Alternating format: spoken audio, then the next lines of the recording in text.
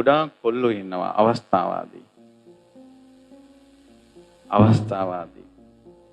තමන්ගේ අවශ්‍යතා ඉටු වෙන තාක් නොයෙක් වූ වචන. දැන් බලන්න පැටියෝ, බබා, රත්තරන්, පන ඔන්න ඔය වචන ටික සිංහල භාෂාවෙන් අයින් කළොත් ආදරේ නෑ. කඳන කඳුල නවත්තන, පිවිතුරු බව රකින, සොඳුරු බව රකින ඉතාමත් උත්තරීතර දෙයක් තමයි ආදරේ කියන්නේ. ඒ ආදරේ ගොඩාක් තියෙන්නේ හංගගෙන. ආදරේ වැඩිපුර දෙනව නේද? සැක කළ යුතුමයි.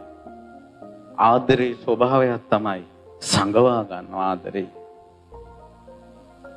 අම්මලා තාත්තලාගෙන් අපිට වැඩිපුරම තියෙන බැනුන්නේ ගුරුවරුන්ගෙන් පුළුවන් තරම් බයින් එකනේ කරන්නේ.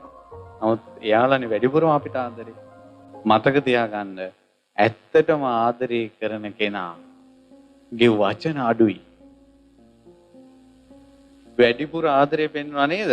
අනිවාර්යයෙන්ම විනාශයක් නම් තියෙනවා. වැඩිපුර ආදරේ දීලා කියලා වචනයෙන් හැඟීම් වලින් දීලා අර කෙනා මෝහණය කරනවා.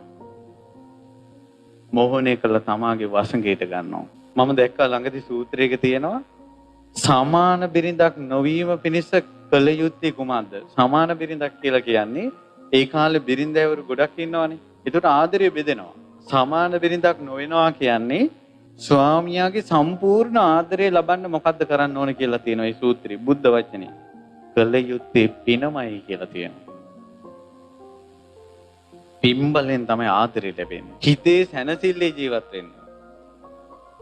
කොච්චර කෝටිපති වුණත් යාන වාහන තිබ්බත් මිනිහා අයාලේ යනවනම් වැඩක් නැහැ. කාන්තාව අයාලේ යනවනම් වැඩක් නැහැ. රණ්ඩු සරුවල් නම් වැඩක් නැහැ. දොස්තර වුණත් වැඩක් නැහැ. ඉංජිනේරුවා වුණත් වැඩක් නැහැ. කාටවත් වැඩක් නැහැ. සල්ලි කියන්නේ සතුට නෙවෙයි. හිතේ සැනසෙල්ලේ ජීවත් වෙන්න නම් ගුණයක් තියෙන්න ඕන. කලාතුරකින් තමයි හොඳට හැදිච්ච ළමයි ඉන්නේ. හැබැයි හැදිච්ච කොල්ලෙකුට හැදිච්ච එකෙක් හම්බ වෙනවා.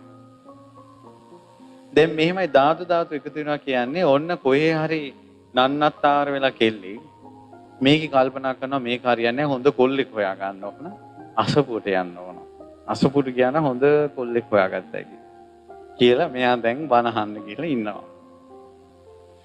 නන්නතර වෙච්ච කොල්ලෙකුත් කල්පනා කරනවා කොහේ හරි ඉඳලා මේ කෙල්ලෝ නම් අදහ කාලේ හරියන්නේ හොඳ කෙල්ලෙක් හොයා ගන්න ඕන අසපුවේ.